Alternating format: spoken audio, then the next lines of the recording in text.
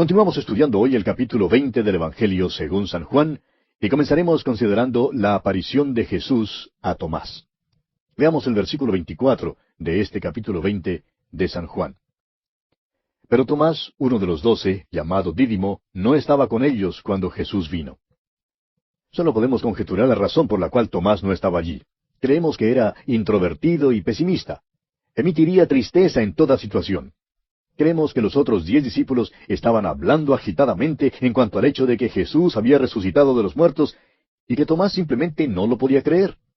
El escritor a los Hebreos, en el capítulo 10 de su carta, versículo 25, nos aconseja, no dejando de reunirnos como algunos tienen por costumbre.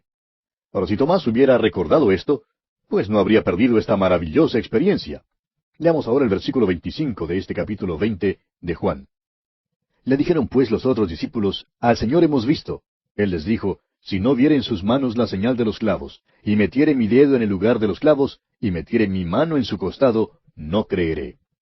¿Verdad que es escéptico? Tiene la suficiente evidencia como para creer, pero no cree. Pero por lo menos parece que ahora se junta con los otros discípulos.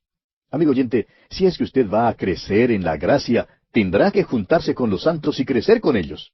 Creemos que usted compartirá lo que aprende de la palabra de Dios. Dios no tenía ninguna verdad nueva para Abraham, hasta cuando Abraham no obedeciera lo que Dios le había mandado la última vez que se le había parecido. Dios nos dice que debemos juntarnos para que crezcamos juntos. Continuemos ahora leyendo los versículos 26 al 28 de este capítulo 20 de Juan. 8 días después, estaban otra vez sus discípulos dentro, y con ellos Tomás. Llegó Jesús, estando las puertas cerradas, y se puso en medio y les dijo, paz a vosotros. Luego dijo a Tomás, pon aquí tu dedo, y mira mis manos, y acerca tu mano y métela en mi costado, y no seas incrédulo, sino creyente. Entonces Tomás respondió y le dijo, Señor mío y Dios mío. El registro no nos informa que Tomás jamás extendiera su mano para tocarle. No hubo realmente ninguna necesidad. Sabemos que hoy en día hay quienes dicen, si solamente le pudiera ver, si solo le pudiera tocar, entonces sí creería. El problema, amigo oyente, no se halla en la falta de evidencia disponible. El problema está en el corazón humano. Dios tratará personalmente la duda sincera de un hombre, pero no creemos que trate con las dudas falsas. Muchos dicen que no les es posible creer en la Biblia. Dicen que su problema es intelectual. Amigo oyente, la mayoría no creerá en la Biblia a causa de los problemas morales. Un señor, por ejemplo, dijo una vez que no podía creer en el Antiguo Testamento, y más tarde resultó que estaba viviendo en adulterio. Bueno, creemos que no quiere creer en el Antiguo Testamento, porque allí dice, no cometerás adulterio. No les gusta eso. Pero creemos que Dios siempre trata personalmente con el escéptico que es sincero. Ahora, nunca encontrará usted un testimonio más supremo en cuanto a Jesús que el que fue dado por Tomás. Es una de las grandes confesiones en la Escritura. Para un judío el decir, Señor mío y Dios mío, es el clímax absoluto. Esto sale de los labios de aquel escéptico Tomás. Continuemos ahora leyendo el versículo 29 de este capítulo 20 de Juan. Jesús le dijo, porque me has visto, Tomás, creíste. Bienaventurados los que no vieron y creyeron. Hemos llegado ahora al fin del Evangelio de Juan, pero añade aquí una declaración para mostrarnos el motivo por el cual escribió el Evangelio. Leamos los versículos 30 y 31. Hizo además Jesús muchas otras señales en presencia de sus discípulos, las cuales no están escritas en este libro, pero éstas se han escrito para que creáis que Jesús es el Cristo, el Hijo de Dios, y para que creyendo tengáis vida en su nombre. Esta es la clave del Evangelio, amigo oyente. El Señor hizo muchas señales que no se registran. Sanó a multitudes de enfermos. Creemos que Juan también quiere decir que hizo muchas otras señales después de su resurrección, las cuales no están escritas. Juan ha seleccionado al escribir este Evangelio. Ha escogido el material que ha escrito porque tenía en consideración un fin definido. Juan no trató de escribir una biografía de Jesucristo, ni siquiera trató de insertar incidentes en la vida de Cristo que no habían sido abordados por los otros evangelios. Escribe para que creamos que Jesús es el Cristo, el Hijo de Dios, y para que creyendo tengamos vida en su nombre. Amigo oyente, es mediante el creer que recibimos la vida y somos renacidos. Llegamos a ser hijos de Dios por la fe en el Señor Jesucristo. Y con esto concluimos nuestro estudio del capítulo 20 del Evangelio según San Juan. Llegamos ahora al capítulo 21. El capítulo 21 es un epílogo. Creemos que después de que Juan había escrito su Evangelio, añadió el prólogo y el epílogo. Por tanto, creemos que el Evangelio según San Juan puede dividirse de la siguiente manera. Primero, el prólogo, que habla de la encarnación, contenido en el capítulo 1, versículos 1 al 18. En segundo lugar, la introducción al Evangelio, contenida en el mismo capítulo 1, versículos 19 al 51. Luego tenemos el testimonio de las obras y palabras y los milagros de Jesús en los capítulos 2 al 12. Tenemos luego el testimonio de Jesús a sus testigos y el discurso del aposento alto en los capítulos 13 al 17.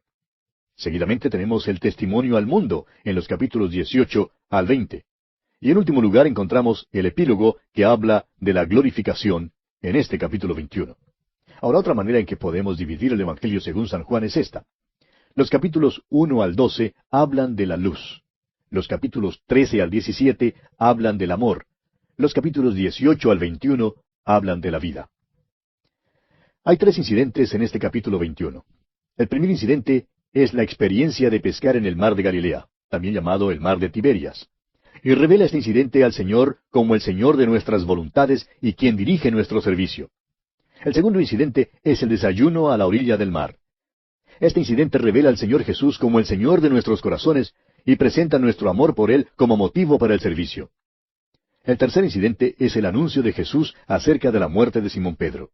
Y esto revela al Señor Jesús como el Señor de nuestras mentes y enseña que ni la falta de conocimiento ni la variación de las circunstancias eximen del servicio. Todo el capítulo 21 nos revela que el Jesús resucitado todavía es Dios. Consideremos pues la experiencia de pescar en el mar que revela al Señor de nuestras voluntades. Leamos los primeros 3 versículos de este capítulo 21 del Evangelio según San Juan. Después de esto, Jesús se manifestó otra vez a sus discípulos junto al mar de Tiberias, y se manifestó de esta manera. Estaban juntos Simón Pedro, Tomás, llamado el Dídimo, Natanael, el de Caná de Galilea, los hijos de Zebedeo, y otros 2 de sus discípulos. Simón Pedro les dijo, voy a pescar. Ellos le dijeron, vamos nosotros también contigo. Fueron y entraron en una barca, y aquella noche no pescaron nada. Este pequeño mar de Galilea tiene mucha relación con el ministerio de nuestro Señor, tanto antes como después de su resurrección. Era un sitio conocido por estos hombres. Él les había mandado que fueran a Galilea, y allí se les aparecería. Han ido allí y están esperando. Tenemos aquí un grupo interesante, y nos gusta llamarle a esto la convención de los muchachos con problemas. Está Simón Pedro, ferviente pero flaco en la fe, de buen corazón, impulsivo e impetuoso y débil. Tenemos a Tomás, aquel escéptico consumado que tenía preguntas y dudas. Natanael, el observador ingenioso, quien fue escéptico en el principio, también está allí. Y luego tenemos a los hijos del trueno, Santiago y Juan.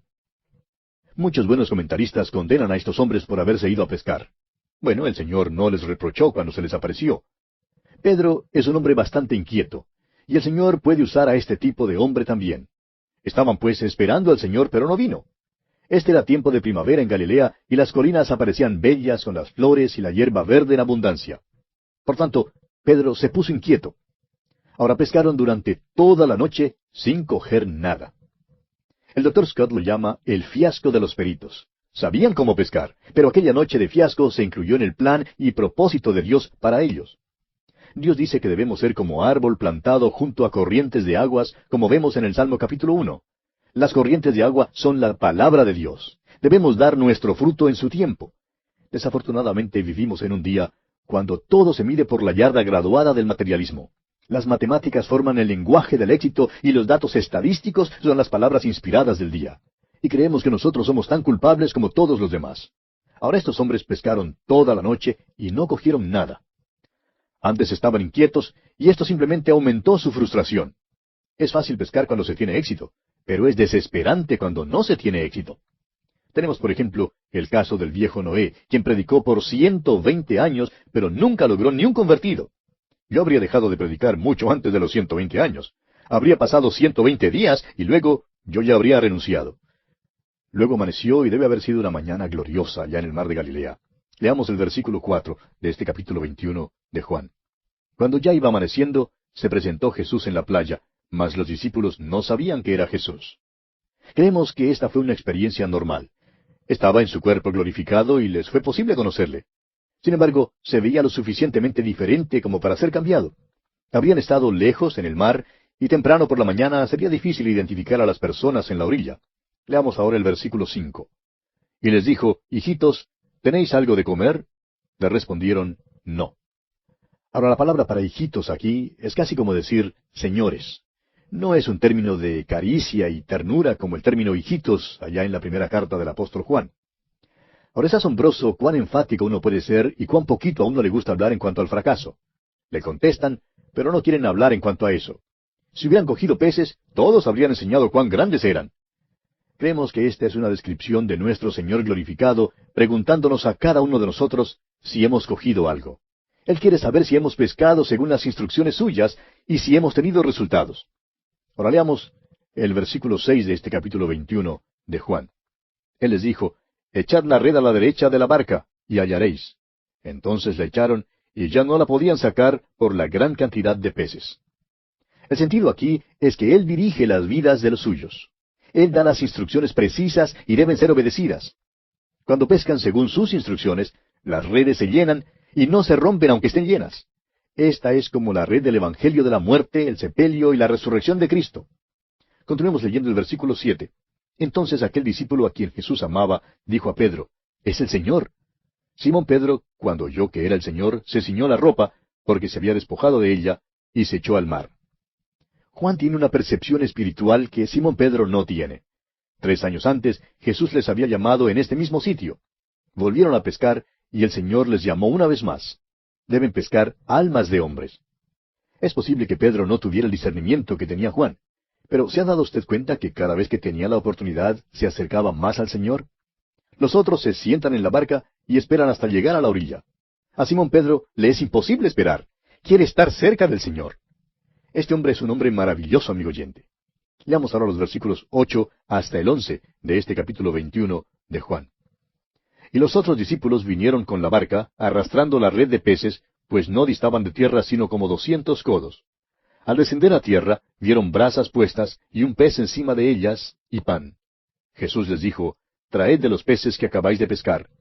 Subió Simón Pedro, y sacó la red a tierra, llena de grandes peces, 153, y aun siendo tantos, la red no se rompió. Este es el último milagro de nuestro Señor que se registra, y el único milagro que se registra después de su resurrección. Es muy importante porque usted y yo tenemos interés en el ministerio de Cristo después de su resurrección. El apóstol Pablo dice, «Y aun si a Cristo conocimos según la carne, ya no le conocemos así». No somos unidos al bebé en Belén, sino al Cristo resucitado, vivo y glorificado, a la diestra del Padre. Es por eso que su ministerio después de la resurrección es tan vital para nosotros. Ahora hay varias cosas aquí a las cuales nos gustaría que usted prestara atención. ¿Ha notado usted que el Señor usa lo que tienen las personas como la base de sus milagros? Los discípulos están pescando y no tienen éxito. El Señor Jesús les da entonces una gran cantidad de peces. En Caná, las tinajas de agua estaban vacías. El Señor manda que llenen las tinajas con agua y luego cambie el agua en vino. Pregunta a Moisés lo que tiene en la mano. Moisés dice que es una vara, y con aquella vara Dios hace sus milagros a favor de Israel. David es fiel como pastor con su cayado, y Dios le da un cetro. Es interesante que lo que uno tiene en la mano ha de ser usado para Dios. Tantas personas desean hallarse en otra parte o en otras circunstancias. Pero amigo oyente, si Dios no le puede usar allí mismo donde usted está, no creemos que le pueda usar en otra parte. Además, ¿ha notado usted que lo que Dios hace, lo hace en abundancia? Las tinajas, por ejemplo, estaban llenas de vino. Había también cestas de comida que sobraba después de la alimentación de los 5,000. Las redes, por su parte, estaban llenas de peces.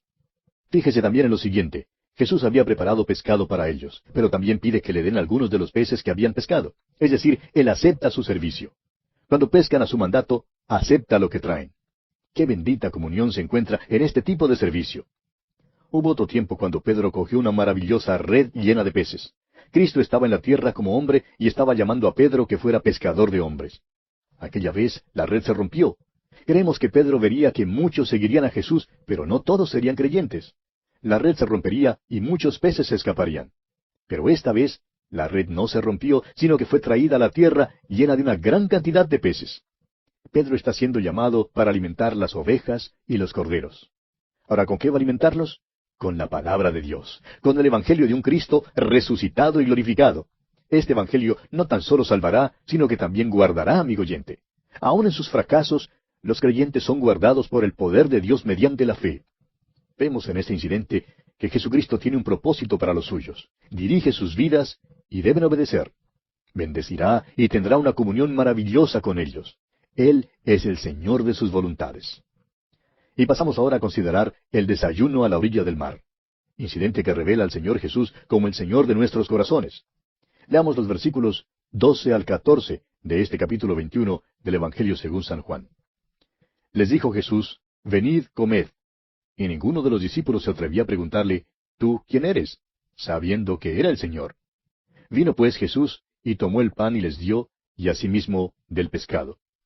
Esta era ya la tercera vez que Jesús se manifestaba a sus discípulos después de haber resucitado de los muertos. ¡Qué invitación, amigo oyente! Jesús no les mandó aquí a ir a todo el mundo y predicar el Evangelio. Prefiere más bien que vengan y que se desayunen con Él antes de ir. La parte amable es que el Señor resucitado, Dios mismo, los alimenta. Amigo oyente, si solo nos sentáramos nosotros hoy en día y dejáramos que Él nos alimente, Él quiere alimentar a los suyos.